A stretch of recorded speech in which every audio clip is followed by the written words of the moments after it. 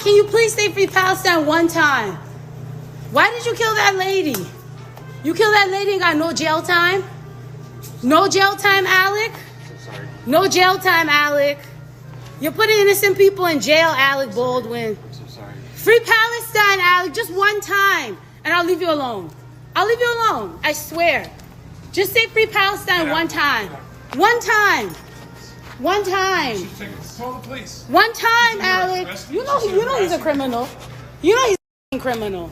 Come on, Alec, just say free Palestine one time. One time, just one time, please, and I'll leave you alone. Free Palestine.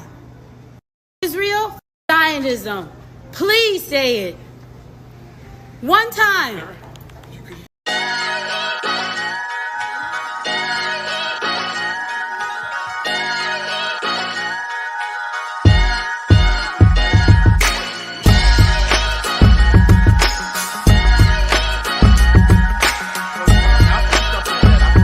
Enemy territory here.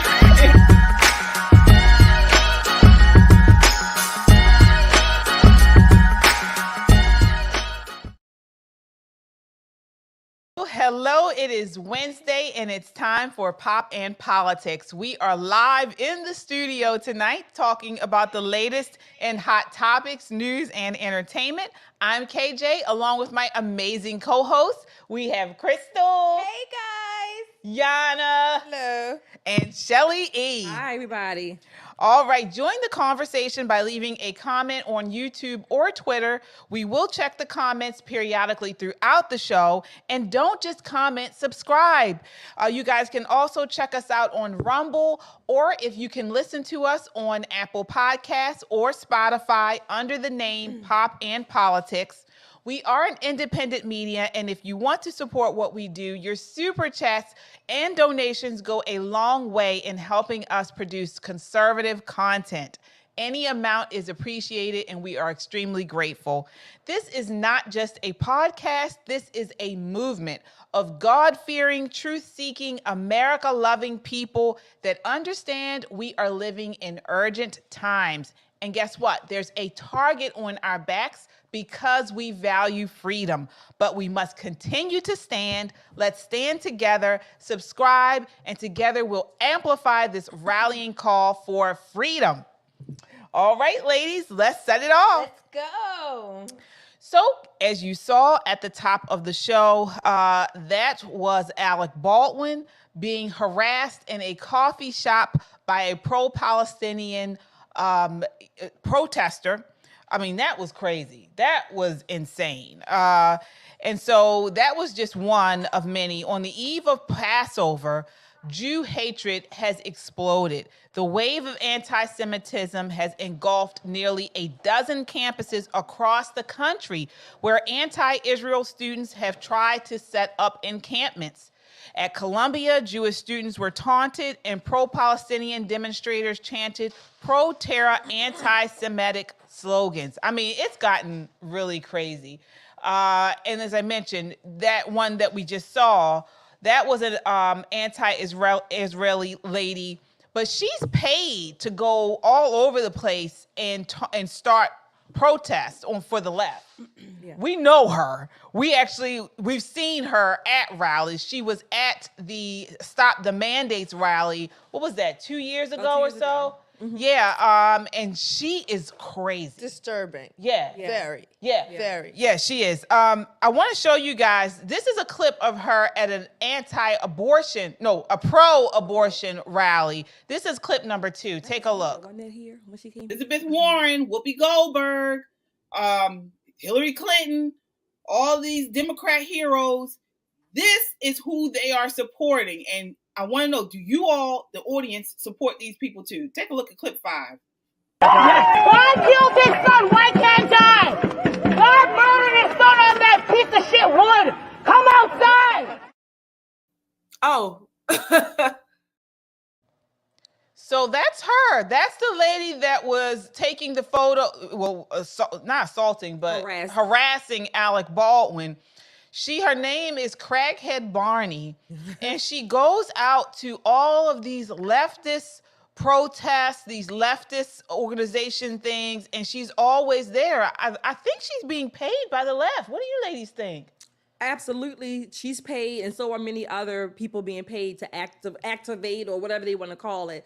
Again, this is nothing short of, she was harassing Alec Baldwin, and I'm not an Alec Baldwin fan, but I certainly support what he did to her. I don't know if he smacked her, smacked the phone out, whatever. But nevertheless, this woman is the epitome, the personification of crazy. Yeah. She's really crazy, and she does look like she has been, maybe her brain has been fried on crack or something else. It's certainly been fried on leftism and I guess the whole mental health.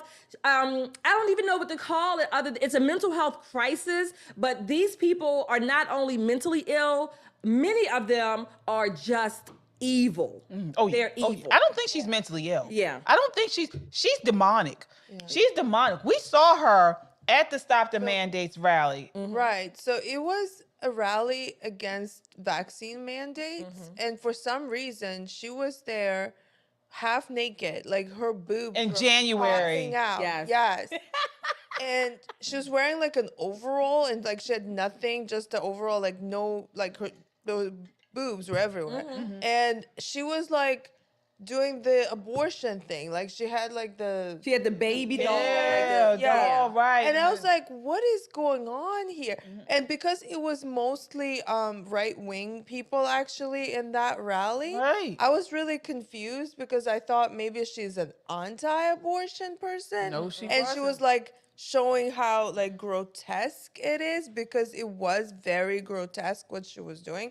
But now I guess she's she's from the left, and she's just there to, like, I don't know, stir up some controversy. She's stirring crazy. Yeah.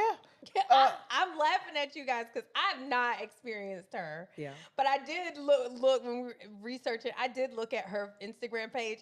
Y'all, why we acting like she got to get paid to do this? Like, these people do this for free. Like, they want attention. They want to be noticed. She would never be she's an insignificant person. Like, she's disgusting. So, hey, look at me. Let me take my freaking shirt off. Let me put some powder on my face. Like, she looks like a homeless person.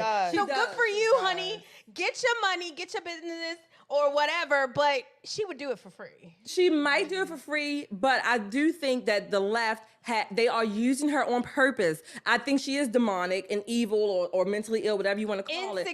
Insignificant too, but this is part of what their purpose, to use people like this to make these points and abortion and whatever other stuff she does. This is on purpose. They're using her like a caricature, if you will. But that's, to me, that is just shows how stupid the left is, because who would follow this? Like, who is she inspiring? They activate, not doing but she's just one among many.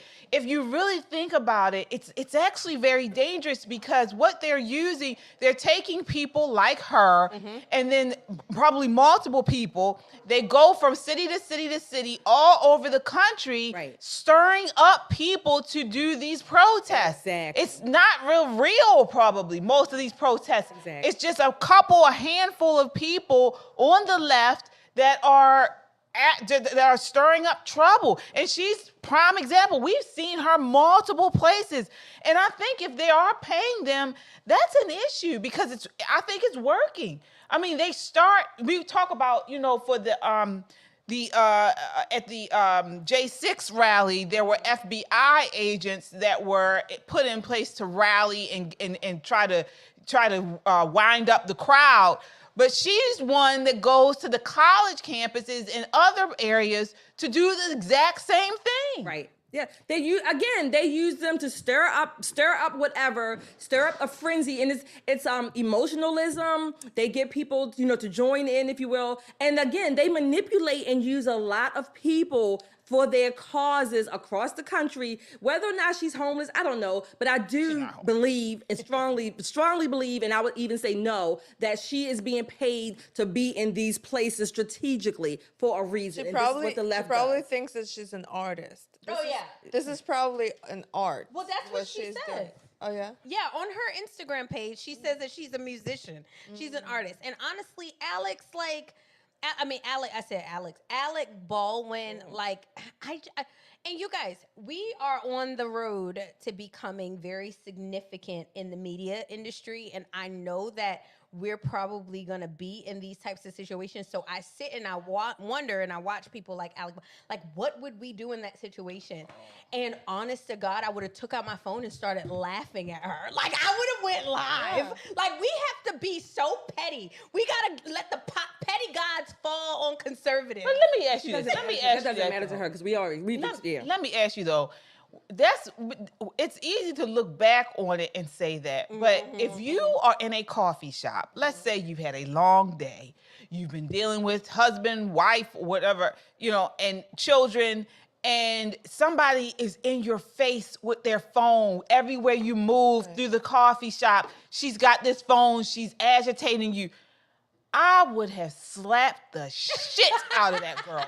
I would have knocked her across the coffee shop. Yeah. And she would have got. And I can see that. Well, he's been harassed. Well, I'm not also not like Baldwin's a fan, but he's been harassed a lot because of that situation, unfortunate situation of him shooting and killing a lady. Like, that's really sad that this happened. And I think I'm sure he feels awful about what happened. I don't know about that, but so no, I think so.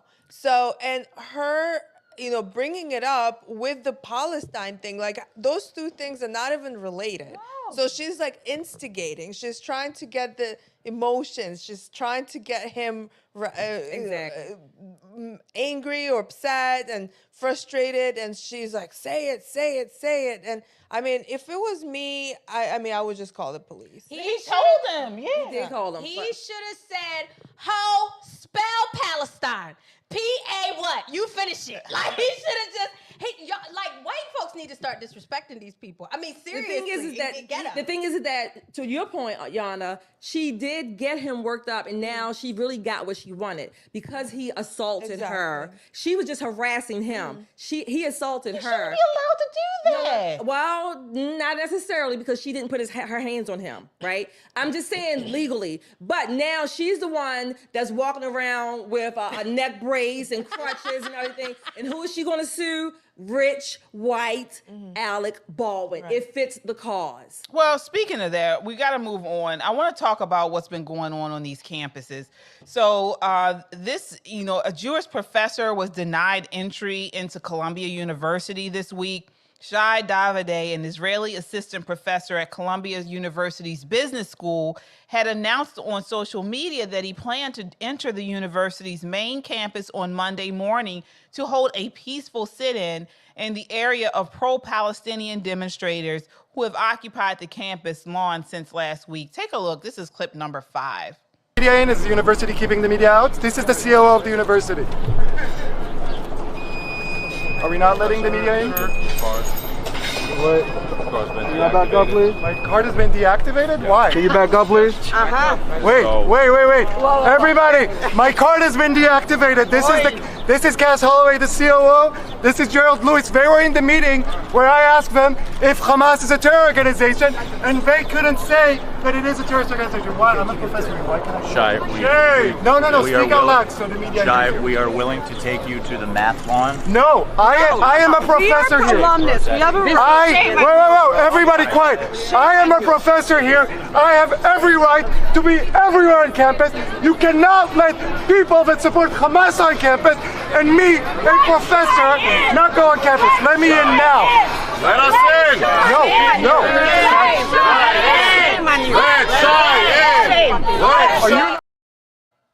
Wow. So I know in the past, when we talk about Israel and this isn't so much about Israel, but people have said, I don't care about Israel. I'm America first, and But let me tell you something.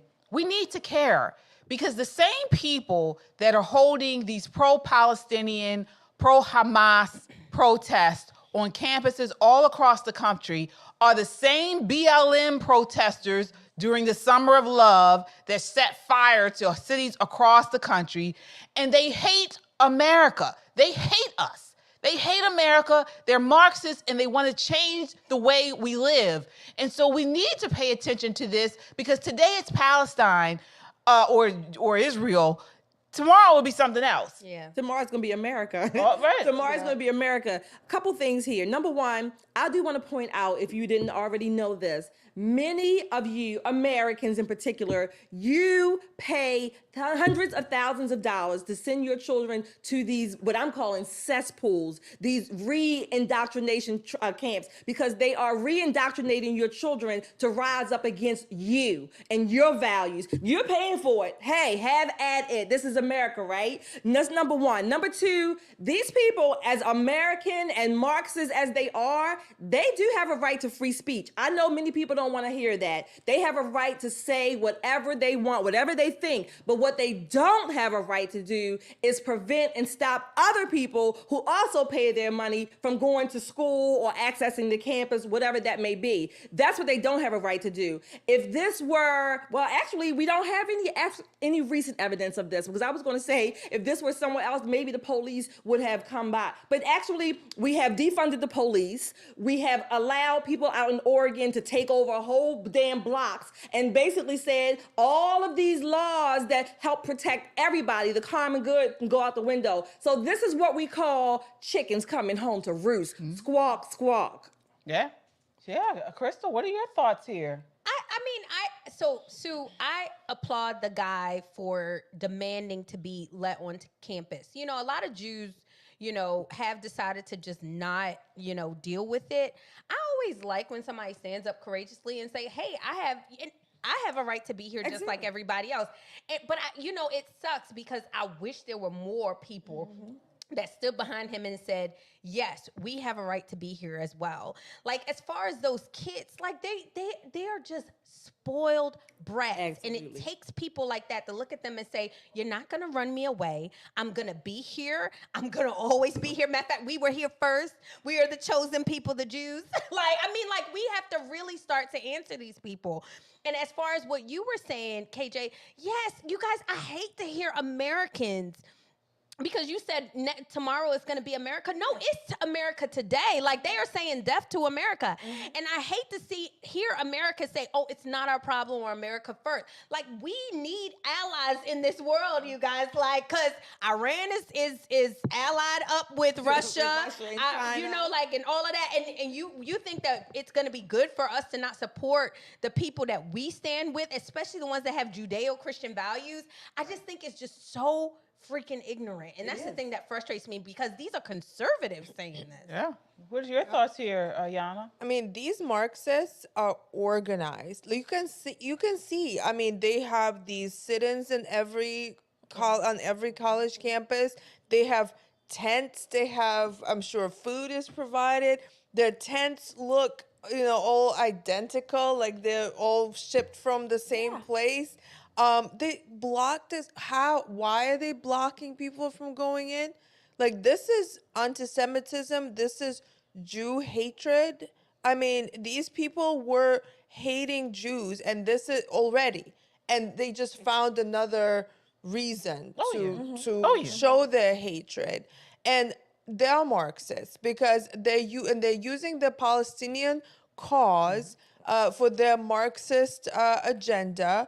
And they do hate America because for them, Israel and America are pretty much synonymous. I mean, they, you know, because they're allies, America helps Israel, all of that. Also because capitalism. So they're anti-capitalist. Of course. And America represents capitalism and Israel represents capitalism. Jews represent capitalism because they're successful in the market, generally speaking. So that, I mean, that's what it is. It's just overall Jew hate. And this is horrible that they are so organized, and we need to be more organized. Yeah. And not even just like they hate winners. Like, there has been a concerted effort. I was watching something that said, like, from Hollywood on, like, they hate people who have more, or they hate people who have obtained more and gained more. They talk about landlords in the Marxist movement. They started calling them landlords, and and it was basically like an evil thing because you had land and I didn't. You had, like, I'm almost to the point where, you remember in the Bible when Elijah went up against that person that was worshiping Baal? Like, call down fire. Like, if your God is so great, if Muhammad's so great, then call him to part the freaking sea for you. What you just described, we just call that jealousy. Yes, you're a hater. That's what it is. It's just jealousy. Well, what has President Biden commented? What has he said about the situation? Cannibalism. So on Monday, Biden seeming to justify the anti-Israel protests by portraying them as legitimate expression of solidarity with the Palestinians, rather than threatening displays of hatred for Israel and Jews who identify with it.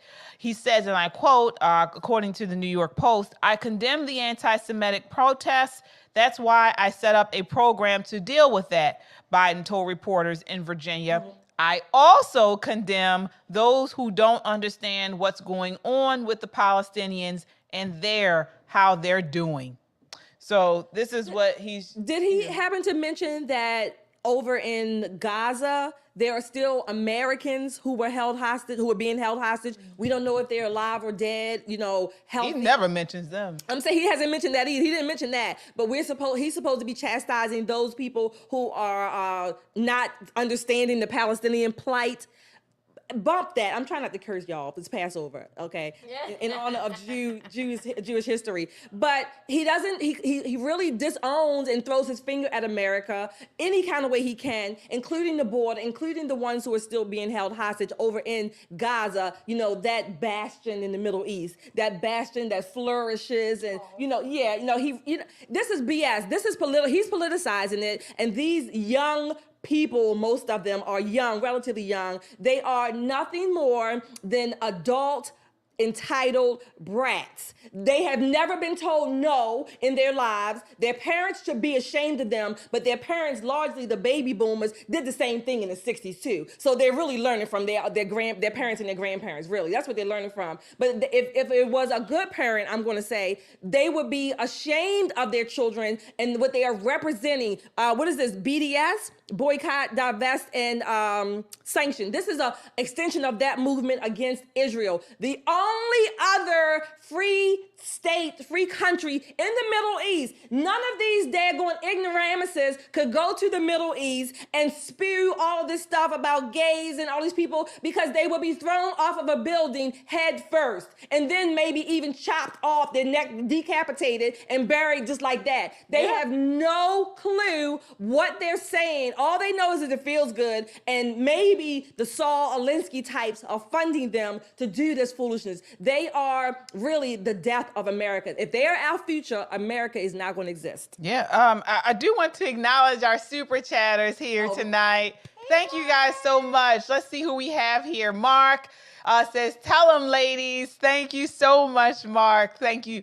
Who else do we have here? Trucker 2022. Certainly appreciate you. Thank you. All right. And then Cynthia. Hi, Cynthia. Thank you, Cynthia. Yes, says thank you, Yanni. Okay, Yanni. Yana. And Cynthia, again, you are in our thoughts and prayers for the your loved one that you lost recently. So we're thinking about you. All right. So I want to catch up on something you said, Shelley, talking about these college protesters being spoiled, being privileged. Mike Rowe came out with some interesting thoughts on this. So Mike Rowe from Dirty Jobs. He gets it. He gets it. He, unlike too many Americans, he understands the value of hard work.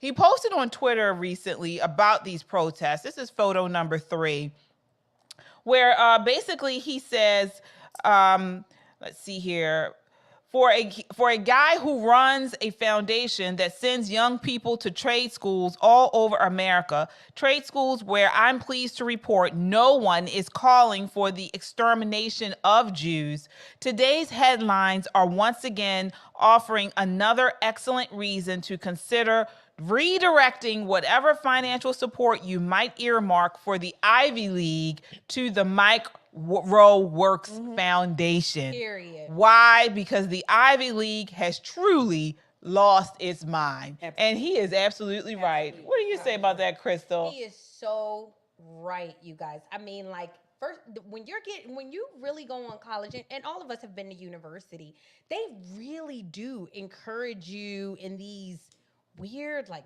protests and these issues that don't have anything to do with you, and they like the professors there, I mean, are really just active. I mean, like they really are. I know I had a few of them, and I just think that if the fruit, you know what I'm saying? A tree is known by its fruit.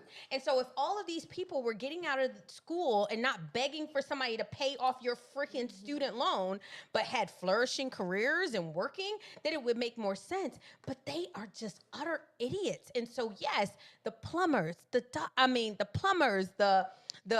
truck drivers, things we really need. the stuff that we really need, HVAC, electricians, like exactly. we really need to start to talk to our kids even from now. You got like start to really figure out what they want to do and divest our money there. Yeah. Before I go to you, Yana, I mean, just talking, you contrast that to the valedictorian at USC.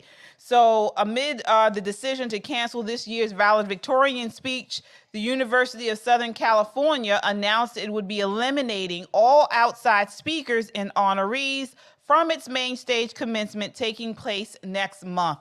Take a look at this. This is the valedictorian and why they decided to cancel her speech. This is clip number 4.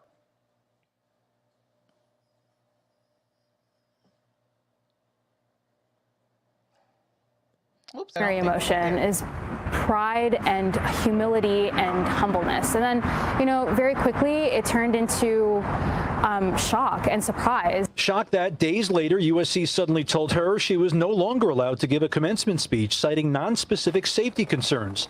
Tabassum, who's Muslim, isn't accused of doing anything or saying anything to incite violence. Instead, it was links and likes to pro-Palestinian posts on social media that led to some saying she was propagating hateful rhetoric against the Jewish community. We sat down with Tabassum on campus today, and I asked her if she regrets any part of her very vocal activism. Absolutely not. I stand by exactly what I stand by. And I don't believe it's ironic for me to minor in something called resistance to genocide and then speak out on it and then be revoked. Student activist group Trojans for Israel have been equally outspoken about their concern that Tabassum was selected to speak at commencement, considering her post to be at a minimum divisive.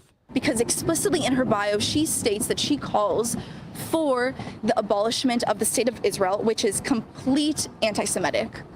And that makes us Jewish students at USC feel unsafe, unheard, and targeted. The school's decision to cancel Tabassum's speech has the entire campus buzzing. Mostly about how big it's gotten. They're choosing their financials over their principles. The biomedical engineering major says it's not lost on her that this controversy, at her expense, is precisely the kind of discourse that should happen at college. When people are using this particular issue as a way to discuss issues of free speech, of security, of First Amendment rights and right to expression, of racism, of hatred, of ideological debate, that's exactly what a university is supposed to do, you know? All right. So I want to go to you, Yana. I mean, what do you think on that? I mean, was her free speech, do you think it's a violation of free speech to remove her as the valedictorian? I mean, they can do whatever they want. I mean, that's their right to choose who they want to speak at their commencement. So if they don't like her politics, and maybe they're worried that she might start saying something from the stage that is inciting any kind of division, if she might say free Palestine from the stage, I mean, I would be worried about that. I mean, I wouldn't trust her. And not because she's Muslim, because, you know, like, yeah, a Muslim person can have different points of view too. But based on the research that they did, you know, based on what she posted, I totally agree with it. And no, I wouldn't trust her. She doesn't look trustworthy, and from what she said. So yeah, no, absolutely agree with that decision. Yeah, I mean, it says here, the memo released Friday, the university said, to keep the focus on our graduates, we are redesigning the commencement program. Given the highly publicized circumstances surrounding our main stage commencement program, university leadership has decided it is best to release our outside speakers and honorees from attending this year's ceremony. Shelley, what are your thoughts? Did they make the right decision? I think they're all a bunch of bull. All of them. All of them is a bunch of bull. Number one, as far as free speech, and again, I am not. I don't know about this girl's page or whatever. I saw what they posted. But number one, they don't know what she was going to say. Number one, so she had not said it. But based on Yana's premise, then any of us should be, speech stop because nobody knows what we're going to say. We don't live in the former Soviet Union. We don't live in China where our speech has to be monitored, because don't we call that censoring? Didn't we all put up a fuss when people on YouTube and other platforms were censored and removed for free speech? Well, that applies there too. I'm for the principle of free speech. Now, if she does incite something, or maybe if she has a history of inciting violence, or certainly being participatory in violence, that's one thing. But so far, she has not done so. And as a valedictorian, she's not an outside speaker. She is from that class. That's within the class. She's a valedictorian of whatever, the class of 2024, which means she's a student there. They need to make up their mind, and so do conservatives. Yeah. We need to make up our minds. If we're going to have free speech, if we're going to be innocent until proven guilty, then that also applies primarily to speech we don't like, and even to people that might not look trustworthy. What about you, Crystal? What are your thoughts there? I'm a free speech absolutist. So I just kind of feel like I don't have an issue with her speaking at all. Right. My biggest issue is the fact that she's a valedictorian and has a minor in resistance to genocide. Like, what the hell are we doing? Like, really? Like, as a medical student, I would be so offended. Like, if I had majored in chemistry or biology, and then I have to listen to this idiot talk about free Palestine. Maybe she might say that, but I mean, it's just so stupid. Our universities are so stupid.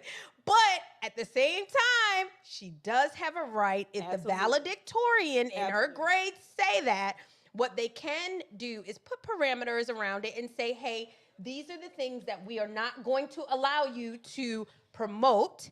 Can you stay within these parameters? She can say yes, she can say no, and then if she says no, then they will move from there. But you cannot control people's speech. Absolutely. Well, to me, it's like question though. Like, I just don't understand something. Are they required to give her that is time? That's how it's always been. Every high school, college. If you are the valedictorian, you get to speak. But my question is she the only person who can speak? Now they wiped it off everybody. They usually have it for the person who has the highest GPA. That's what the valedictorian I know. That's what I'm saying. So she has the highest GPA of the entire school. Yeah, in her class. I guess in her class. In the graduating class. But that was her minor. I don't know what her major is. But what I would say it's probably social justice. But what I would say, or my contention would be, when you think of the valedictorian speech, it's supposed to be something that is, it's supposed to be edifying, appropriate. So that would be my question, and I can understand, graduation is supposed to be a time and a space for people. It's supposed to be celebratory. It's supposed to be, as the university mentioned, about the college students, their graduation. It's not just her day. It's multiple and she already, as they mentioned, they felt was going to take away from the day. About their feelings? No, it does. No, it doesn't. It's not just her. It's innocent until proven guilty, isn't it? No, she it's not spoken. Now you got us over here defending this nitwit, right?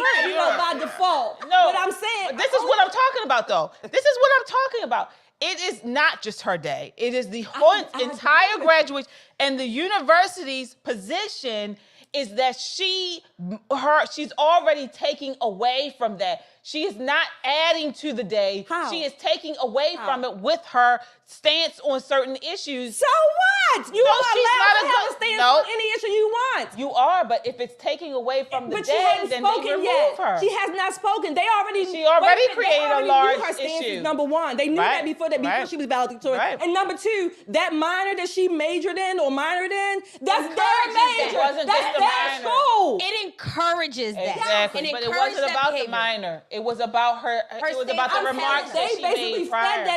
They helped to feed that whatever. That I mentality. agree. And then they gonna say, "Oh, you can't get up here and speak about." I don't know what she was gonna say. Honestly, I don't know. No one knows. But right, that's my point. So any of us. So now you're saying anybody whoever they are, they don't feel that your speech is going to be. They can just say, "Hey, that's it. Squash you." If you're okay with that. Like I said, I am okay. If somebody was out there pushing racist issues. She didn't push anything. She did. The article talked about all the things KJ, she pushed she out. is allowed to have a stance she on is. whatever. Again, Yes, I'm not she defending the nitwit per se. You are. But no, I'm defending free speech. Right. You're defending her. You're defending her if ability free to speech stay applies, on there. If free speech applies, it certainly applies to speech I may not even agree with. Nobody said she had to take it down. I'm sensitive. Nobody because said she had to take no, it down. They said she would not represent the graduates on that day. The Trump supporters. What if there was a Trump supporter up there that had the highest grade point average, and they said we feel like you're going to incite and you're going to say things that we don't like. You guys, I just think that it's a slippery slope, and I think that a better solution would have been to give her some parameters and say, here's what you can do or say. If you can stick to that, then yes, we will allow it. But I just don't, I think it's a slippery slope. It really is. And if she had gotten up there and spoken out of the parameters, they should have taken her off the stage. Exactly. At that time. And embarrassed her. Excuse the audience, take her off the stage at that time. But to say that because somebody, whoever they are, not even a university, it could be an organization, a government, they do the same thing to us all the time. We bitch back and say, rightfully so, we have a First Amendment right. Yeah. And honestly, you guys, and I don't want to defend her. I know. But she looked like a respect, like she looked like she would, you never know. You never know. That's what I'm saying. It's like she looked like somebody who could stay within the parameters and keep it about the students. Like you said, it's about the students. She had a hijab on. That's her religion. Just how she talked. Just That's how her religion. No, so what? she didn't. I don't think she looked like it at all. But again, we're talking about what people are allowed to do, what people have the capability to do. Well, one thing people can do is start pulling their money. So billionaire Robert Kraft, owner of the New England Patriots, said he will stop supporting Columbia because of the protests. He says, and I quote, "I am deeply saddened at the virulent hate that continues to grow on campus and throughout our country. I am no longer confident that Columbia can protect its students and staff, and I am not comfortable supporting the university until collective action is taken. It is my hope that Columbia and its leadership will stand up to this hate by ending these protests immediately and will work to earn back the respect and trust of the many of us who have lost faith in this institution."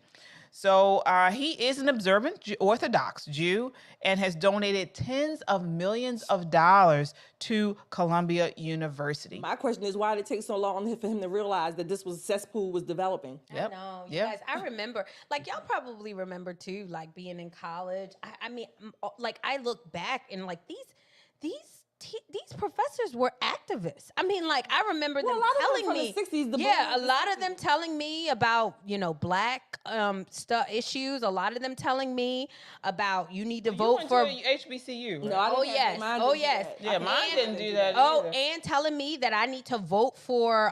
Was it John Kerry at the time? What? Oh no. Yeah, John Kerry was a Democratic. I didn't even know what party my professor. No, I didn't. And they used to pay these HBCU students to go. I used to get get paid my little money to go knock on doors and stuff. And I didn't even like know what I was doing. You guys, these college campuses, like, I don't know, they need to be seriously revisited. Well, we do have to move on. We do have to move on, but we'll continue to revisit this, and hopefully it gets better on college campuses. But moving on to Tucker Carlson. So Tucker Carlson recently was on Joe Rogan's podcast and criticized Republicans for being in favor of dropping atomic bombs on civilians in Japan in World War II. So on August 6, 1945, during World War II, an American B-29 bomber dropped the world's first deployed atomic bomb over the Japanese city of Hiroshima. The explosion immediately killed an estimated 80,000 people. Tens of thousands more would later die of radiation exposure. 3 days later, a second B-29 dropped another A-bomb on Nagasaki, killing an estimated 40,000 people. Japan's Emperor Hirohito announced his country's unconditional surrender in World War II in a radio address on August 15th, citing the devastating power of a new and most cruel bomb. Tucker Carlson talked about this briefly on the podcast. Take a look. This is clip number 6. How's that work? Well, I love, by the way, that people on my side, I'll just admit it, on the right, have spent the last 80 years defending dropping nuclear weapons on civilians. Like, are you joking? Right. That's just like prima facie evil. Yeah. If you can't, if we hadn't done that, then this, that, the other thing, that was actually a great savings. Like, no, it's wrong to drop nuclear weapons on people. And if you find yourself arguing that it's a good thing to drop nuclear weapons on people, then you are evil. Like, it's not a tough one, right? It's not a hard call for you. It's not a hard call for me. So with that in mind, like, why would you want nuclear weapons? It's like just a mindless, childish sort of intellectual exercise to justify, like, oh, no, it's really good because someone else will get it. How about no? How about, like, spending all of your effort to prevent this from happening? Well, one thing I'm wondering is if Tucker was smoking weed on with Joe Rogan. He said he was smoking weed before. He used to smoke weed. We'll see. More than weed. Well, I mean, Shelley, what are your thoughts here? Well, if that was evil, then like Tucker says, I guess I'm evil as far as the bombing of Hiroshima and Nagasaki. And let me say why. Number one, let's go back a little. You are a veteran. Yeah, I am a veteran. Let's go back a little bit. Rewind the tape, KJ, as they say. Let's go back to December the 7th, 1941. Right? When Pearl Harbor was bombed by the Japanese in a sneak attack, a stealth attack, because like millions of Americans, I have literally stood on the memorial in Hawaii under the watery grave where our sailors are still buried below that memorial. Let's go back there, number one. Number two, the atomic bomb was chosen, and I noticed that he didn't mention that in Hiroshima and Nagasaki, those were also military bases there too. So they weren't just, he cleverly left that part out, right? But you have the crazy, real evil man over in Europe, in Germany, who's causing all kinds of havoc, that's putting it lightly, on that front. And now you have the Japanese and this general starting on the other front, the Pacific front. What was America to do? We tried our best to stay out of the war, right? We tried that neutrality, sitting on the fence tactic. It didn't work because we lost about 2,300 plus, give or take, of our sailors in one fell swoop. Yep. So therefore, Hiroshima and Nagasaki, that was the plan. And it took about 3 or 4 years later, because Pearl Harbor was 1941. This happened in 1945. So 4 years later, yes, unfortunately, of course, atomic bomb, of course people are going to die. However, we didn't ask for it. We didn't start it. We finished it. Yeah. And it's so... Tucker, I'm trying. I'm really trying. But every time he's just starting to remind me that he's from California. Tucker is from California. And so you guys have to excuse him. He's one of those special people. David Barton is an amazing historian, and he talks about this in detail. We are not teaching our children to love our country. And we're not teaching our children that even though we don't always are perfect, mom and dad are not perfect, but you still love us, You have to teach your children loyalty of country, and they have to protect it. He's talking slick out of his mouth, but what he's not telling you guys, and David Barton, please go watch him, he does an amazing take on this, is that the atomic bomb was the most humane way to do it, because I don't know about y'all. Y'all used to Americans, and Americans are pussy compared to most of these other countries. The Japanese would not stop. They wouldn't stop. They begged them to surrender. They would not. And so what the two options were is to bomb and lose 40,000 soldiers, or to have an invasion and lose hundreds of thousands of people and our own men. And I'm sorry, we made the choice that saved the most lives. And maybe Tucker has a better situation. Maybe he can go over there, dude, and go surfing with them, dude, and kumbaya and fix everything like Californians would like it. But the fact of the matter is war in this world is ugly, and you make the best decisions that you can for the people that you love, and you have to deal with it. Yeah. Yeah, ladies and gentlemen, this is the grits of a East Side New Yorker. This is what we're talking about. We know dirty. We know gutter. And when I heard Tucker Carlson say that, I asked myself, has he ever been in a fist fight before? When you in a fight, okay, and you are, this is what it's about. Nobody's looking about, well, I need to hold up because I don't know if this is going to hurt the person. You fight to the end. Yes. This is what New Yorkers, this is what East Side, East Coast people know. These California whack job, flake people, they live in La La Land and not the real world. I mean, Yana, what are your thoughts on this from Eastern Europeans? Well, right, and it kind of relates to what we were talking about before. We have to have principles, that we need to love this country, and we have to have principles, and we have to uplift those who are going to uplift this country and not going to bring it down, regardless of free speech and all that, and also regardless of what happened in the past, okay? We have to love our country, like you said. Yes, you can have opinions about what the country did here or there, but about this situation. So I listen to stuff about World War II a lot because it affected my country a lot. We lost, for someone who doesn't know. Yes, I'm from Russia. We lost 25 million people in that war. And right. And I listen sometimes to what I like to listen to as letters of German soldiers from the Russian soil. I mean, how it was, they were suffering there. I mean, rightly so, because Russians, it was, and so it kind of, I like to listen to that. So, but one of the things this Nazi soldier was saying, well, what gives us strength is our brothers in Japan, fighting with us. And see, so what the Japanese were doing over there in Asia, killing millions of people and killing Americans, it was giving strength to the Nazis in my country. So no, I don't feel bad that America stepped in and squashed that. Because that was the domino effect that affected the Germans, the Nazis in Eastern Europe to finally start leaving Eastern Europe. I mean, Russians were fighting really, really hard there. And so, but when America stepped in, that really crushed the spirit that the Nazis had.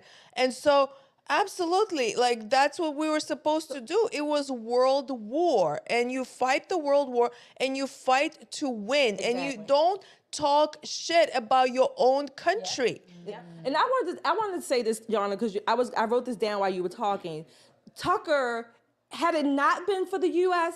getting into World War II and this is not even giving honor where it's due to the degree that it can be. But those men who died on the beaches of Normandy and stormed the beaches where all those graves are, if it wasn't for those men, Tucker, you would not be able to even be sitting there talking to Joe Rogan, okay? Because guess what? You would probably have the Nazi symbols on your arm and whatever else. You would be in a communist state, a communist society. So basically what you're doing is you're spitting on those graves, those people, again, the men who couldn't come back home, they were buried on the soil over in France. So, I mean, it's ridiculous. About almost 1 million Americans or more wounded and killed during World War II. Not to mention, I wanted to ask him this.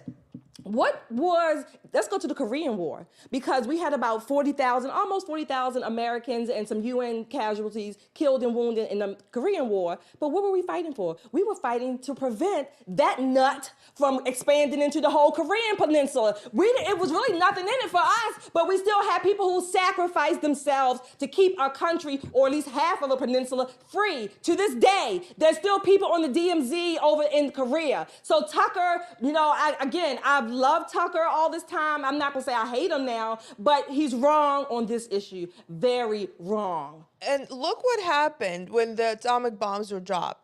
Japan capitulated. Exactly. So Americans forgot how to fight wars, because nowadays, apparently we're sending money to both sides, wherever there's like some countries are fighting, we're sending money to countries that hate America. Right. Like, what is going on? It's the Obama, that's his method. Right. The Obama method does that. That's what he believes, that if you make friendly with your enemies, such as Iran, such as North Korea, if you help them and send them money, then that will stop them from perhaps, coming to war. Maybe it's not his enemy. You mean Barack Hussein Obama? Yeah. Maybe that's not his enemy. And you can disagree with Russia and Russia's policies, but they're very clear who they support and who they don't support. And also, we as Russians, we know about some of the uncomfortable, stories in the past and history that we have, but we're not going to go publicly and start bashing our country over and over. Yeah. Why? That doesn't help our country. So why would Americans do that? That's my biggest issue. As I see the wars now, you guys, it does make me question if what we knew about World War I and World War II, what they told us, it really does make me question. So I don't think he's wrong for questioning it. But I do think that, when you just start to bash and say things are evil and say, I just kind of think that that's just not helpful. And you have to teach yourself, because your kids have to live here. You have to teach yourself to love your country, and our country is not perfect. I think we all know that, right? Pacifism and neutrality are not pretty. They are really weak. Yeah. That's a weak position, right? And I would not suspect, if we had to go to war, I hope we don't have a civil war in America anymore, but if I had to, I think Tucker would probably be somewhere cowering in somebody's basement. Yeah. Again, as I mentioned, this is why it's, one thing about diversity that I do like is you do get to experience all different types of walks of life and different people, different types of people. Because obviously this man has not been in any type of combat situation, any type of, I do, because, I thank God I haven't had to do any type of, hand-to-hand combat in many, many years. But as a child, as a teenager, I fought constantly living in Baltimore City. And you fight to win. You fight to protect yourself. And so anybody that knows that this whole pacifist, even if you're around people, you walk with a big stick. Yeah. So that can help you avoid certain situations. I don't see how he can even say this. And it's very convenient for him sitting, on his empire. He's multi-millionaire, and to Monday morning quarterback on this situation. It's very convenient. I love Tucker too, but it's just I don't know. How else can I say this? Shut the fuck up. Why are you talking? I mean, you don't see leftists going out, you know, talking about each other, you know, putting down their party, the Democrats. They stand firm together. But now we have, you know, cackling Tucker. And he's talking about Republicans every chance he gets. I don't get it. Apparently, he hasn't learned much from Putin. I don't get it. Oh, so why did you say that? Putin spanked him. I know. Yep, Yeah. Putin spanked him like a. I used to have a lot of respect for Tucker's journalism until he went over to Russia. Putin spanked him like a Sunday boy and sent him home. Because Putin actually said, "Are you not loyal? Like, what do you do? Like, I mean, like Putin just talked to him like." Again, these are people. Again, I like Tucker, like you said, KJ. But these are people who have never had to fight.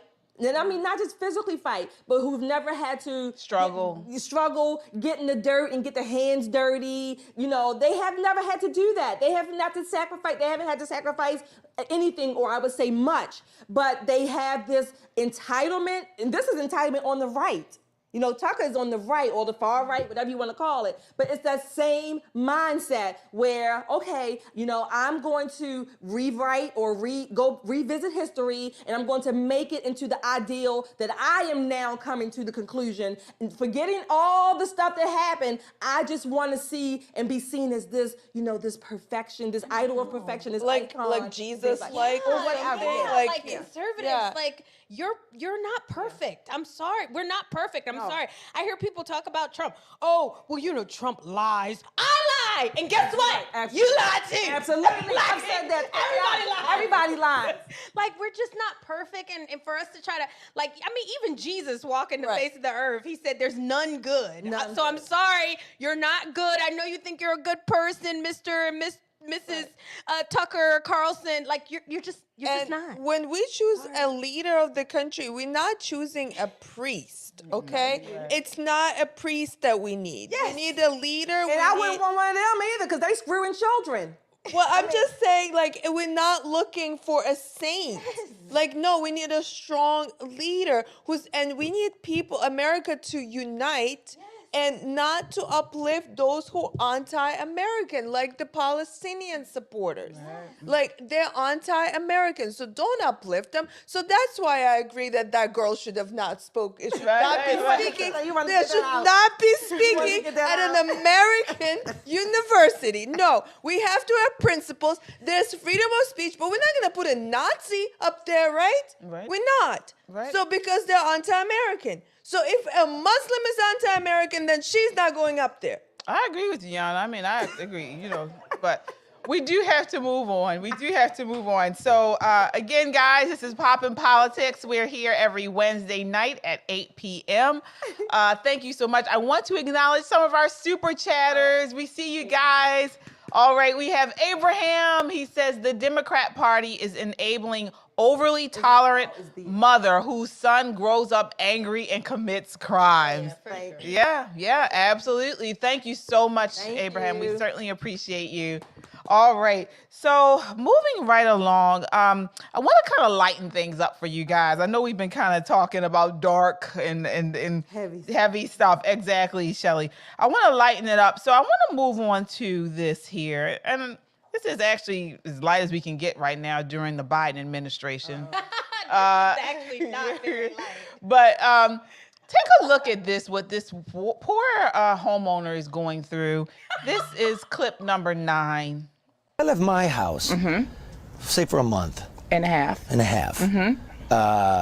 You think you would be entitled to move in there? Well, take my stuff? Well, it's a lot of, I'm not the only one that is squatting. It's a lot of other people on the block, if you want to be technical, you know, and a lot of people encouraged me to do what I'm doing now. But she wants her place back. Yeah, but I had put a lot of work in here, and I spent a lot of money. I am on a fixed income. Is that power hooked up legit there? My power is... That's not legit. It's not legit. No, you steal a little bit of power. I am blessed. What do you do for a living? I receive Social Security. I don't have What no happened? secrets. Disability? Yes. What's your ailment? I'm not going to say. That's her right.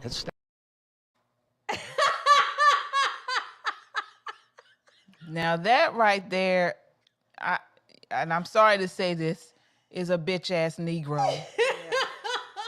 No, that's a nigga. I don't like to use that word. I'll use it. That's a nigga. That's what Peggy Harris would say. That's a nigga. Niggas don't have nothing, don't want nothing, and niggas will take what you have worked for and earned. That is a nigga. That's what she is. That's terrible. Can you imagine living in your house? You know, you may be away for something, or maybe it's a second home, but it's one that you have paid for, and to come and then this person is refusing to leave, and you have no recourse. Shirley, I mean, that's the even worse, or add salt to the wound. You said she has no recourse, which means that the city of Detroit or the government is really supporting her to steal someone's property, the electricity. If you or I, any one of us, did not pay our BG&E bill, what do you think would happen? It's gonna be gone in about 30 days, right? But this nigga can go over and siphon someone else's utilities, their home, and then she gets on TV. No, not even covering her face. You know, all of her nappy ass head all over the place. She feels entitled. Again, this whole show really has been about entitlement tonight. Entitlement of the lefties, entitlement of the privilege, if you want to call them the white privilege, and entitlement of the niggas. Oh my gosh. Crystal, I mean, what do you have to say about this woman? I think it was a woman. I take this, we all live in Baltimore, you guys. So we see this every single day. There are people like her that make a living going from abandominium to abandominium. That's what we call them. We call them abandominiums. And I struggle with this, right? Because I don't have a problem with her. You guys, unfortunately, there is a whole heap of people because of policies, especially policies in Detroit, policies in Baltimore, that leaves a whole bunch of people with nowhere to go, unaffordable housing. They have no skills. This woman has mental health. Like, she literally said, I put a lot of money in.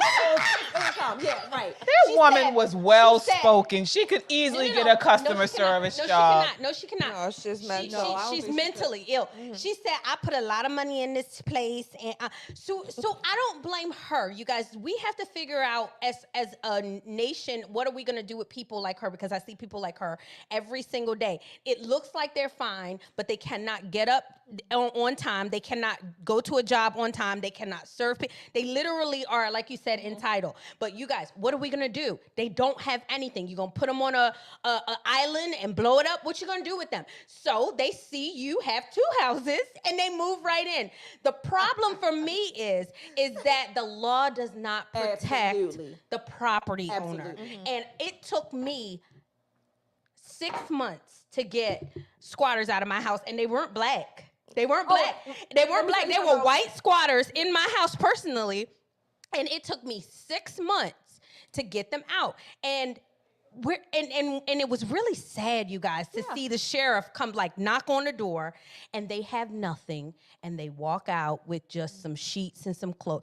That's policy, you guys. That's not her. No, that's policy. Let me explain. When my grandmother would say niggers, she wasn't talking about black people. Niggers was how you acted, right? Niggers was a mindset, a mentality, you know, this idea that you don't have to do anything and the world owes you everything. So my grandmother would clarify. I said, I don't know what you all think I'm just saying this about because she's a black woman. Yeah. But no, nigger was, again, how you acted. My grandmother would say, niggas don't have no home training. So that's what she would say. They can be anybody. So that's what I want to clarify. Yeah. Well, what are your thoughts on this, Gianna? I mean, this is infuriating. I think I would start. I don't know. You need a gun for this kind of people. You can't chase the line. Yana, I swear to God, this happened to me, you guys. I'm not making it up. They called the police on me. Yeah. And I changed the locks on the squatter. Yeah. And the police, no, I could change it. The police said, now you have to give them the key. I mean, I don't understand. I don't get it because we talk about America being a country where property is protected. Nope. Like, and we always talk about how, well, these other countries like China and, I don't know, North Korea, that, you know, people don't own anything. No, but in this case, the owner doesn't own his Not own really. place. Not Like, that's... I mean, he owns it. But practically speaking, no. But exactly. But if he is not there for 3 days and somebody moves in, 3 days. It depends on the locale. It depends on the locale. Yeah, it depends on like the if he's not jurisdiction. there and somebody, no, meaning like it takes about a week for them to figure out you're not there. They come in, and if they are there for however long, they get to stay there. No, That's no. not right. I would drag her out. Yeah. I don't. So let me. No, I don't. I can. Okay, I can. Let me ask a thought I will question. find a way to drag her out. I don't care. Let me ask a thought question, and we don't have to answer tonight. But along the lines of what you're saying, you all know I say stuff, and I mean it. But I say there's a time to break the law, and conservatives will say, look at KJ. Conservatives will say, no, you got to follow the law, follow the rules. So at what point do we do that? I'm not saying we have to answer that tonight, but this is something to think about. At what point do we quote unquote break the law when the police says we can't lock up our own property and have to give the key to a squatter? At what point will we break the law? I'm just All right, throwing it this out is there. what you do. This is what you do. So, for example, in certain communities, like immigrant communities, and you have a group of people that you can call if you need help. Okay. They're not the mob. Exactly. And so this is what we need. We need people that we can call. They can come, a bunch of big dudes, grab her and throw her out of the window and all her stuff and lock the doors and then say she walked out on her own. No. Even if they walk out, like they literally will go and say, "This is my place." Right. What you guys? I think that we have to think bigger. This is an issue because I guarantee you, Florida doesn't have this problem. No, they don't. No, they don't. Exactly. Somebody, Exactly. Get them out. Exactly. And so we have a policy issue. You guys, these people have nowhere to stay. They have nowhere to go. No. Why do you keep saying that? Where do they go? Where do they go? This person got on TV and spoke eloquently. This woman, I know people like them. I do too. You have people who are on disability for years, but let that check stop. They become the HR manager of life. And they will take their time and call the numbers they need to call. They talk professionally on the phone. They will get up in the morning for that disability check. It is nothing wrong. She was an able-bodied person. Everyone falls on hard times. Believe me, I have fell on so many hard times. As coming up, there were times where we didn't know where food was coming. You know, there were times where, you know, I worked since I was 14 years old. 16. You make do. You get it done. Look what you said. Let that check stop. If the check does not stop, that's what I'm saying. And that's our government supporting that. This That's is policy. This is policy. But this is her fault. She's an able-bodied person. But our government is supporting it. If you can do that, you are not an able-bodied person. If you can go and move in somebody's house, this is what they. If there is a way to take advantage, these cockroaches will do it. They will do it. It's a mentality. They are not here to help anyone else. They are not here to help others or to, they are here. Their whole existence in life is how can I get over? How can I get by or get someone else to take care of me? That is it. But again, our policies, local, state, federal, our policies have enabled this. And I'm going to say they've enabled it and they have supported this because many of our fellow countrymen have voted to put these policies in place by representative government at whatever level. So we, in some way, you might call it, we're culpable as well. But I say, like I say for the immigrants, collect them and put them on Gitmo. Cut the check. Me too. Cut the system, cut the water hose, the siphon or whatever. Get these people out of office because they keep voting away our dollars and it's going to niggers like her. Yeah.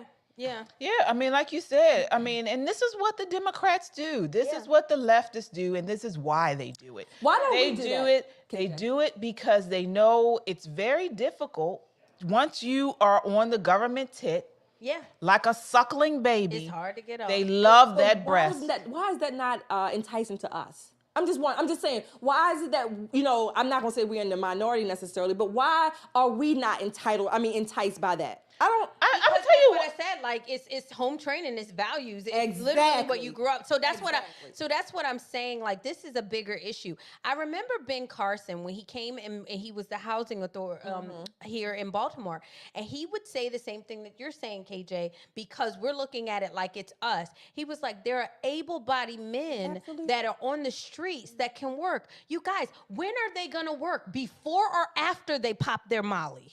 When are they are not able-bodied. They have problems from little. They have addictions to crack from the wound. They have lead. The elevator with some of these people in Baltimore do not go all the way up. And so what are we gonna do with them?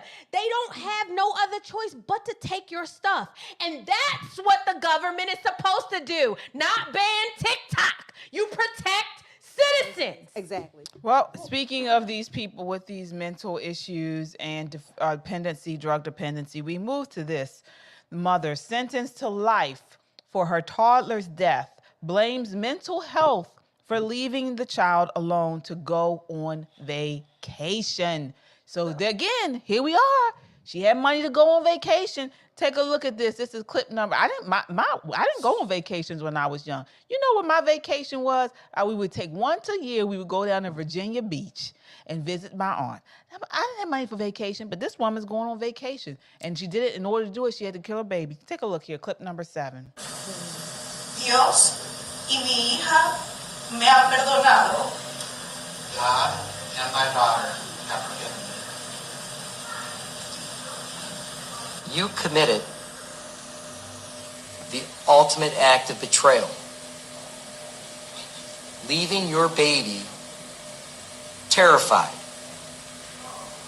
alone, unprotected, to suffer what I heard was the most gruesome death imaginable. You left your baby, Jalen, trapped in a pack and play without food and water for 10 days.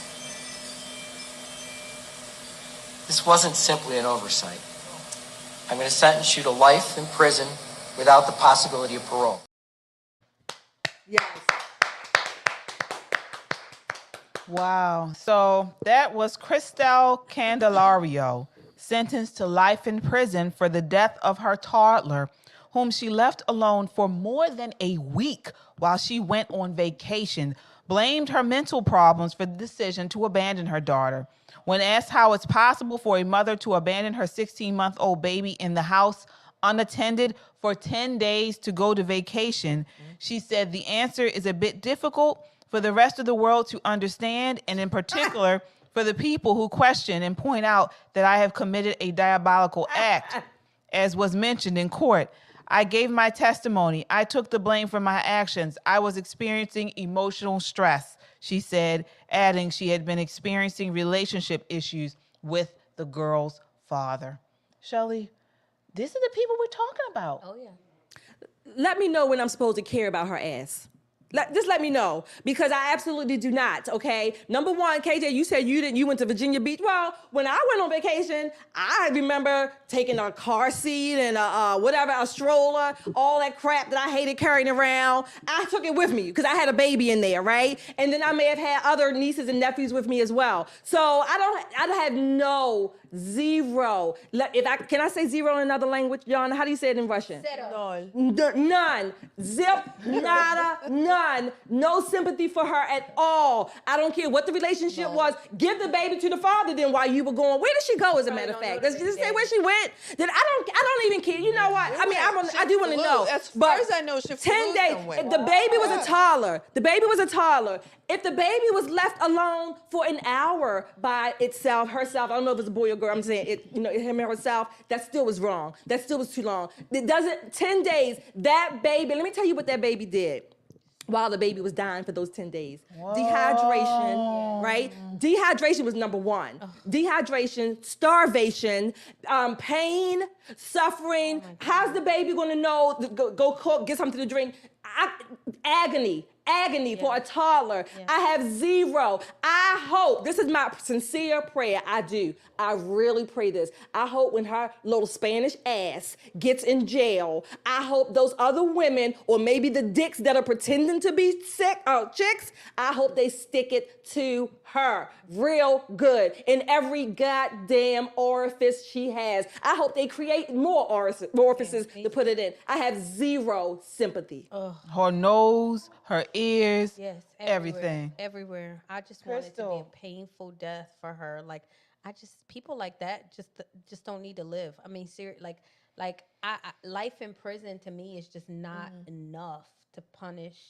Like you said, Shelly, just to think about what that baby was thinking, like crying in agony, belly hurt. He can't even go get nothing to eat. Probably not tall enough. I didn't even think about all that. Oh my God! Like, I know, as Shelly's saying it, my heart, like my gut, and I just think that is what the Western women are becoming, like cold and heartless to children and to toddlers and to infants. But that's what you do. That's what abortion does. That's what they're teaching women, to be independent, that children tie you down. Children are important. Children are the greatest gift in the entire world. It's like the Bible says it's the inheritance from the Lord. And so the way that they are mentally training women in any other language, even in Spanish, that children are a burden. And so the fact that she was able to do that, like, I just want people like that under the jail. Yeah, Yana, is this due to this whole idea in culture right now of self-love, self-care, how you have where it's a huge, within multiple communities where it's all about self-care, self-love, take care of you. Is this the result of that? I mean, possibly. And the fact that she said that she was having relationship problems. So with the child's father. So that makes me think that she hated the father of the child for whatever, he left her or something. And that's why she hated the baby. So she wanted to kill the baby. She didn't care for the baby. She didn't care what would happen to that baby because she hated the father of that baby. Like, that's what was going on in her crazy head.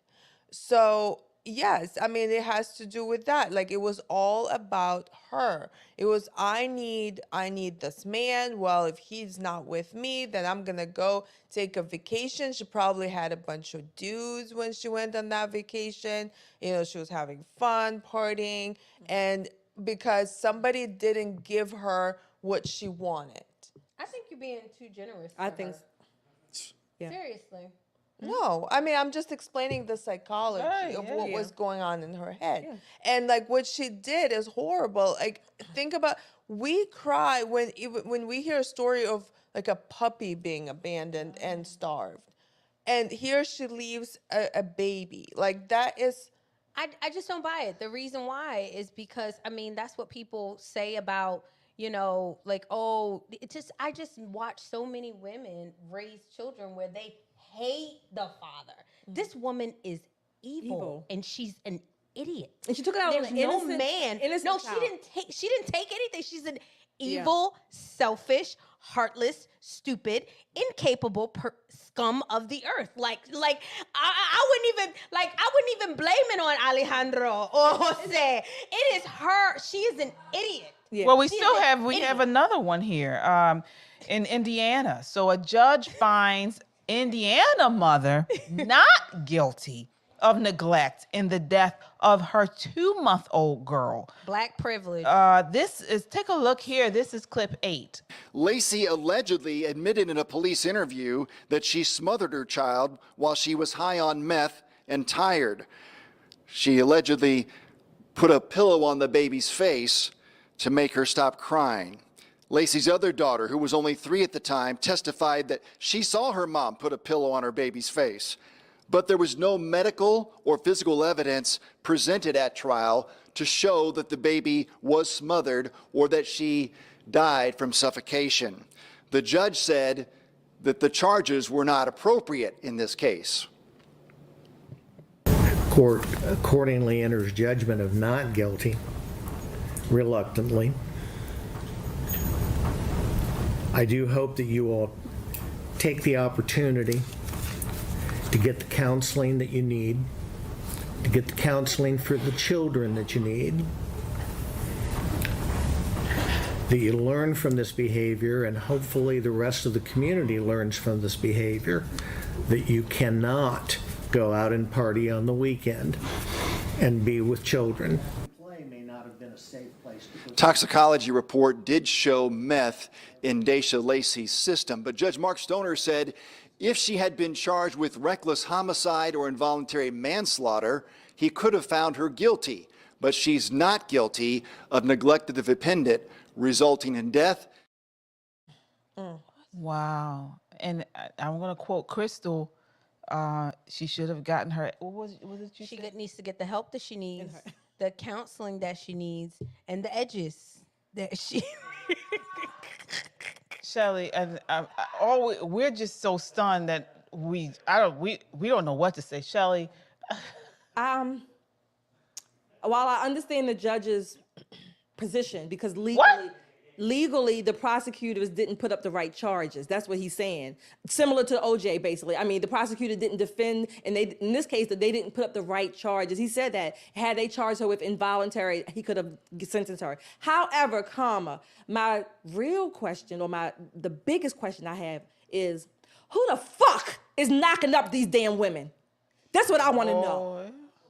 Who is knocking up these women? Because I'm going to hold him as responsible as well. Who are these men, these dicks who using their dicks? They're not pretending to be chicks. Who is knocking up these women? I don't care that she was a drug addict. I care that there was a baby who was suffocated. I care that there was a baby who was left for 10 days to dehydrate and starve in agony. And that baby just didn't die on day 1. That means from day 2 to 10, the agony that child was going through.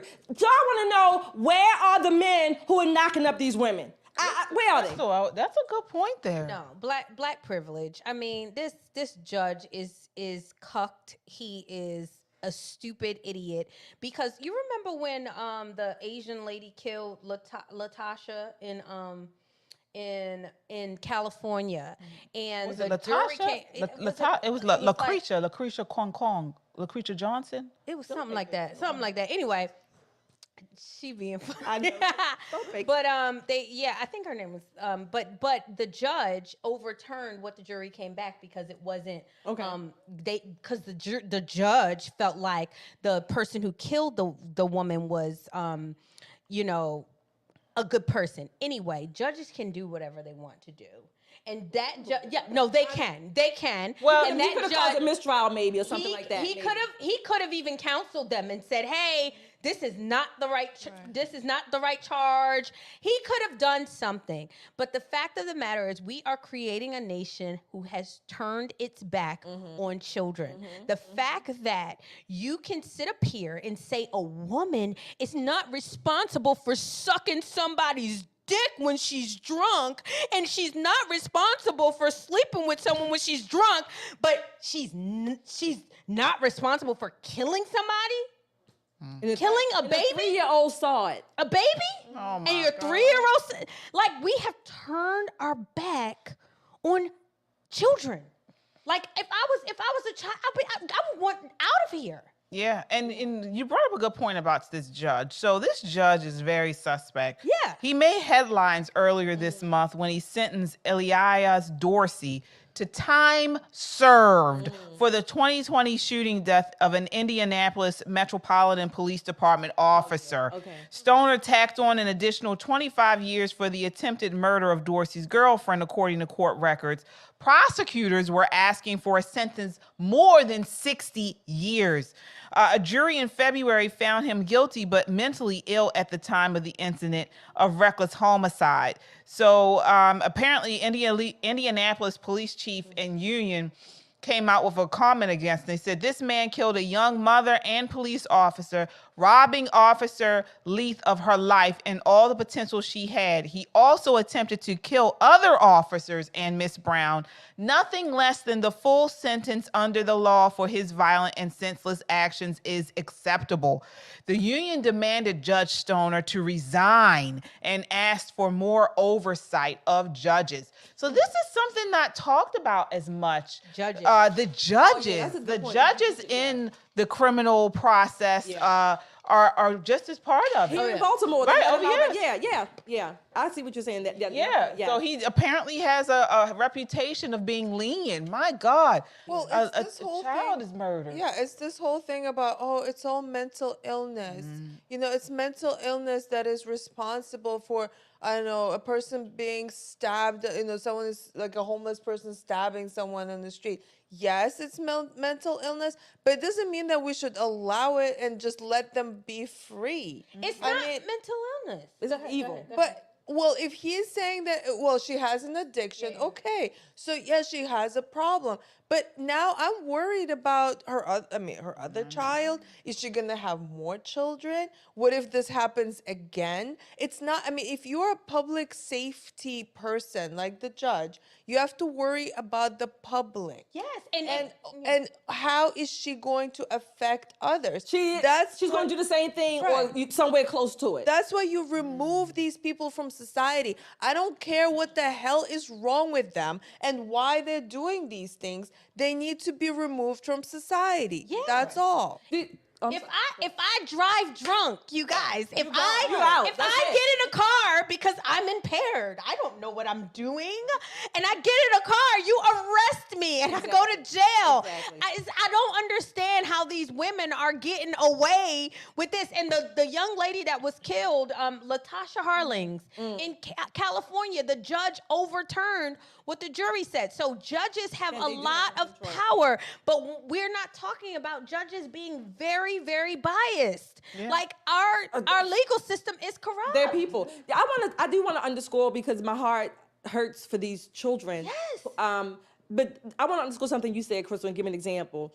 Many women in general, women know that, especially when you have a baby, right? Most women, when you have a baby, you can't even be around crying babies. Not because they get on your nerves, but you can't sit there and just hear a baby cry, right? And don't be nursing, because all of your damn breasts are going to start leaking, right? Well, I'm not nursing now, and I still leak sometimes. So milk comes from all over the place. The point I'm making is that she lying, y'all. The point I'm making is that you have to be so hardened as a woman, in particular, as a woman, because women, even if you are with the child's father, married, or still in a relationship, women, when you have a baby, you don't even want that man you want to protect your baby. And don't get me wrong. Don't get me wrong. I'm not saying that the man is going to hurt the child, but your natural instinct is to protect that baby. So if that man even raises his voice too much for you, your natural innate instinct is going to be to protect your baby, right? Again, I'm not saying that fathers in general are bad. That's not what I'm saying at all. Please understand that. I'm just giving an example of the woman's natural instinct. So in order for a woman to not just murder or suffocate her child, but to leave her child to starve, to dehydrate, to start stinking really, and in agony for 10 days with no food or drink, no oversight, that woman has become so desensitized to whatever is in her innately. It's gone. It's gone. She's basically a shell in a sense. And that baby to her is just like a piece of dust. But that's what culture has done. That is what culture has done. Exactly. And you guys, I'm sorry, I've been talking about the Bible. But the Bible actually says that we will turn from natural affections. And so a natural affection in the last days, the last and evil days, natural affection is, I don't care, to protect children. Right. You have women standing in the street say, I ripped my baby out. Like, that's not natural. Right. That is not natural. And it's always these idiotic white liberals who are past childbearing age, always the frontliners of it, and then these are the results of it. I hope you're freaking happy. It's Marxism. It's evil. Yeah, well, it's materialism. Yeah. So actually, Marxism, that is a godless ideology, it also teaches materialism, which basically removal of any kind of spirit or soul. So basically, your body is just flesh. This baby is just flesh. So what if it dies? Like that's the mentality. Like, so, and also it doesn't matter, if it's, you don't need to have a baby at all. What's the point? You can serve society otherwise. That is the Marxist ideology. So that's why they don't, and you're talking about those white women liberals, that's what they were raised on. And that's what they teach in those universities, the Marxist universities that they've been teaching young people, and now we see the fruit of their labor. Yeah. And like you mentioned, Me Too movement is going on, and no one is being held accountable. Right. As you mentioned, Crystal, a woman can suck a penis and say, "Oh, that wasn't me." Yeah. And then same thing with they blame it on drug abuse and things like that. I mean, we are living in the wild, wild west. It's becoming crazy. Yeah. So, guys, I do want to acknowledge our super chatters tonight. Oh my gosh, let me see here. So we have Mark. I got my clothes. Marvin says, agreed. It's enabling this victimization mentality. Yeah. Absolutely, Mark. Thank you so much. We appreciate your super chat. All right, LabSWAT1, do you think the NATO expansion to the borders of Russia is pushing President Putin? Can you imagine Russian forces across from El Paso? We talked about this topic. What are your thoughts there? And Carolyn, first time here. I really enjoyed the show. Oh, thank you so much, Carolyn. Thank you for watching. Hope you come back. And then, Yana, do you want to answer his question, LabSWAT? I mean, what would we do if the forces She said, do you think it's because NATO is... Oh. I mean, we had a whole show about this. Do you think NATO expansion to the borders of Russia is pushing President Putin? Well, it has been, absolutely. I mean, that's been the whole conflict. That's one of the reasons why conflict with Ukraine has started. Okay. So, I mean, absolutely. And if there was an enemy outside of this country, I mean, I would imagine that we would respond appropriately. If they park their people on our border, we bomb that joint. Well, Carlson would say no, we wouldn't bomb. We wouldn't be able to be evil. He hasn't learned anything from Putin. No. All right. Go back, just go back, speak with the Russians some more. Teach you how to be strong. Yeah. All right, so we want to, before we go tonight, we want to thank our viewers, Crystal. Yeah, we love gifts. A viewer sent us these bags. We love gifts, you guys. Yes. And Donna wanted to shout out her company. So in the 80s, So in the 80s, you guys, there was a brand called Gear, and she actually bought the company and is revamping it, making it more like modern. So we got these little clutch handbags. They're cute. They're really well made. She is an American, a patriot. Support our patriots, you guys. We love our patriots, especially our patriot business owners. So go to her shop. Her website is It's shopgear80.com. Shopgear80.com. Or you can follow her on Instagram, shopgear80. And you can get these little clutches. It's so cute. Oh my God. So just wanted to give her a shout out. We love gifts, y'all. Yes, I'm just and saying this is that. my Really favorite sweet. color. My color is pink fuchsia. So super excited. I can't wait to sport my bag. Thank you so much. And it's so well made. It's really strong and it's cute, but you can tell it would last a long time. Very fashionable, very trendy. Yeah. So thank you so much. Thank you, Donna. Thank you, Donna. They're cute. All right. So we are at the end of our time, ladies, tonight. I always like to end on final comments. I know we've gone long tonight, so I want to start with you, Shelly. What's your final comment for tonight? Don't knock up women that are not good to be mothers. Just don't knock them up. Just go jerk off somewhere else. Oh. Okay. Yana. I don't know how to follow that. Love your country, love children, and don't bash your country. If you love your country, say good things about it. If there's something bad about it, just don't say it. Okay. Loyalty, exactly. Yes. You guys, I just would like to shout out my cup, and I'm trying to bring my MAGA people out there. Make America God-fearing again, you guys. We have got to get back to our roots, our foundation, which is, I know we haven't shown ourselves to be a Christian nation, but we are, and that has been the pillar and the bedrock of why we've been so successful. If you take God out of it, this country is going to fall. So do everything that you can to protect it. Absolutely. All right. And then my last final comments, guys, we like to cut up and have fun on here too. I mean, things are so serious and we are in dire times right now here in America and the world. Mm-hmm. And we just like to laugh sometimes too as we talk about these things. But believe you, we research, we look into these news stories, and we bring them to you so you can be aware and prepare. Mm-hmm. That is our mantra for 2024. We are waking the lions right now. We're not paying attention to the sheep any longer. It's the lions. You all are the lions within our community. We are needing to just make sure everyone is aware and aware of what's going on, and then able to prepare.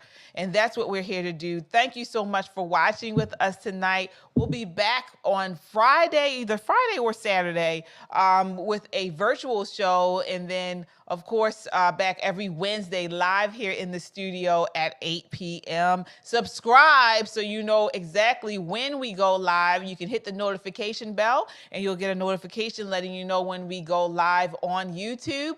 Until next time, count your blessings and live a life of purpose. Good night. Good night.